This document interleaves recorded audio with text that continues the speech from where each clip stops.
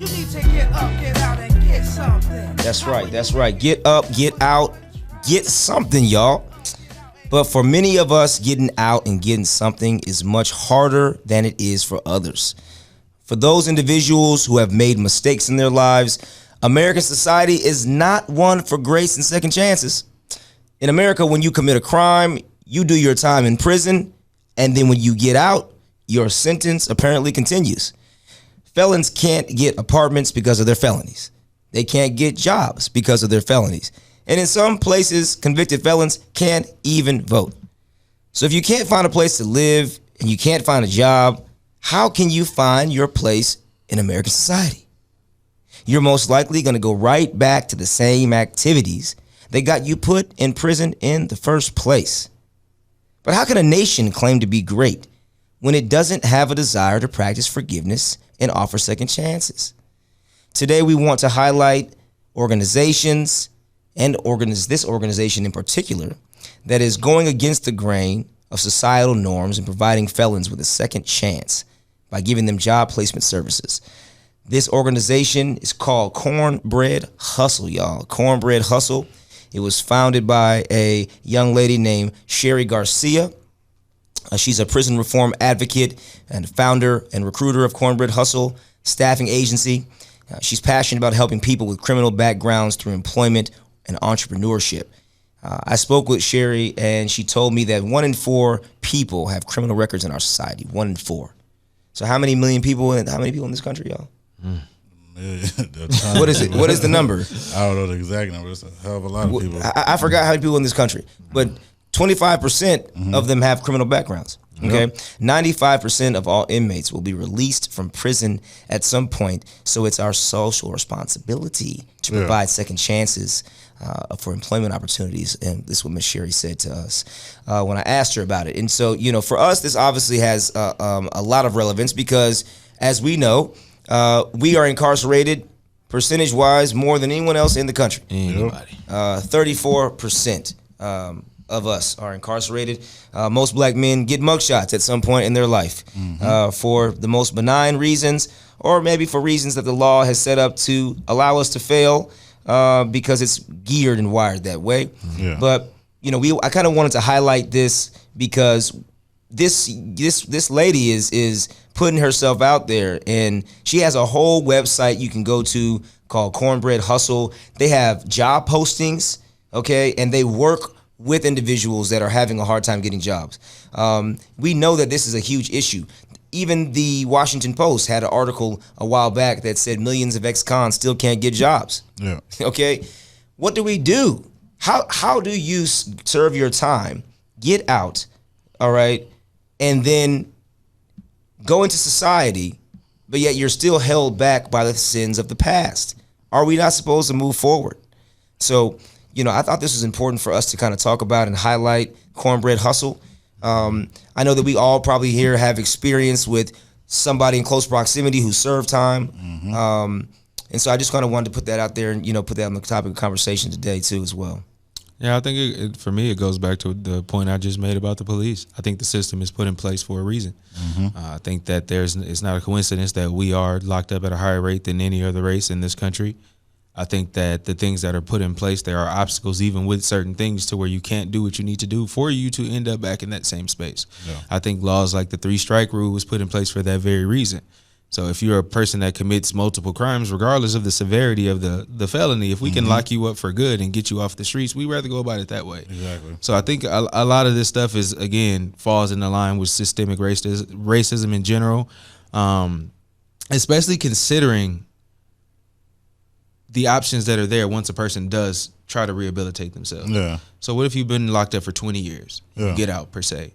You've been away from society for 20 years. You don't know really what to do once you get out. Yeah. Then you can't find a job. Like you said, you can't find a place to live.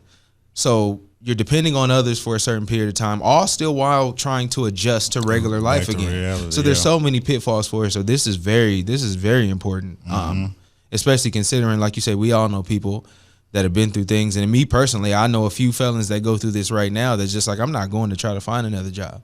Like, I know what I'm gonna do to make money because I don't have no other option. So this is a big deal for any individual that's going through that. I think this is a very great cause. Like, I don't think there's anywhere around this. Like, we need this. Yeah, we need any little bit of help that you can get always works. Right. Because I had trouble trying to get a job too.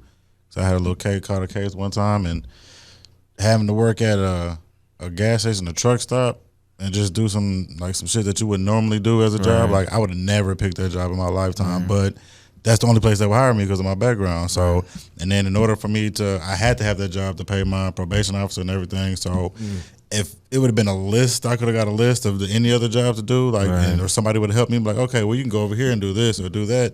Then I would have definitely, because there's tons of people that don't even know how to toilets and shit. Yeah, like that. people don't know that there's options to get your record expunged or anything like that. There are people that just don't know that these things exist. So it's a very big deal. And I mean, me personally, if I do come across anybody in my direct circle that can use it, I'm gonna pass this information to everybody them. needs help. That background, it will hold you back from a second chance at life, and that's all people need is a second chance. I mean, so Clark, so tell me, I'm curious, man. You know, because you know that's obviously like a vulnerable thing to talk about that. So I appreciate you having the courage to say that. You know, but I'm curious to hear more about your experience, man. Just from what you went through and even the job that you end up getting. Like, how hard was it to get that job, and how did you feel going through that process? I kind of want to give people a sense of a real person, because some people may not have anyone that they know, you know what I'm saying, that's gone through that. So to hear your perspective as being somebody who had to go through that, I would love to kind of hear your thoughts. That shit was whack. Like, just to be honest with you, like, when you see, at that point in time, it was like 2004, 2005, I think.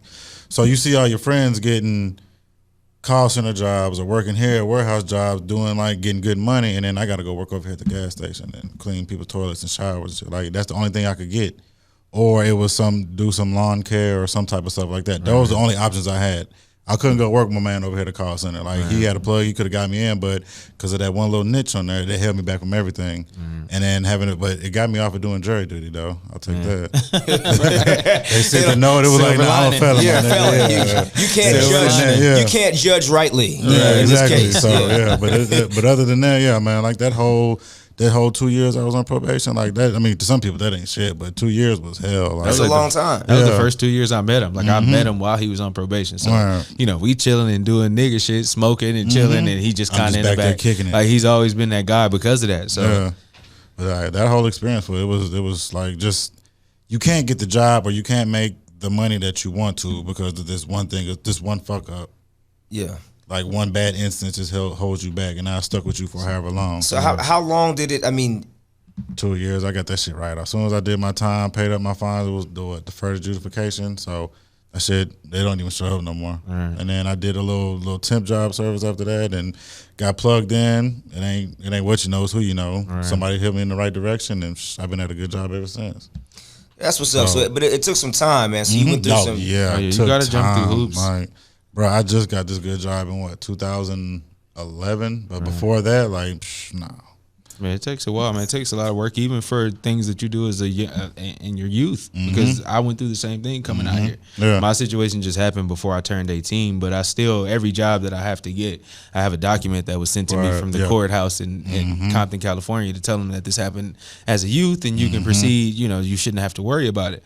But it definitely will hold you up if you don't know the steps to get to certain things, man. If you don't have a way around it, or work around, or somebody that you know, like you say, is who you know, and that's a big deal, especially if it's somebody who understands these things and knows that every individual shouldn't be defined by one bad mistake. Exactly. Now, mind you, there are people that commit multiple type of instances and they just don't know any other way. Don't know no better. But for those that may have had a slip up in life or just trying to get themselves on the right path, this means everything. Like, it means everything. I mean, but here's my thing is, who hasn't had slip ups in Right. life, right? I mean, some people got caught for their slip ups. How bad was your slip up? Let's just be honest. If we had a video camera, for a vast majority, there's things I probably should have been in jail for. Boy.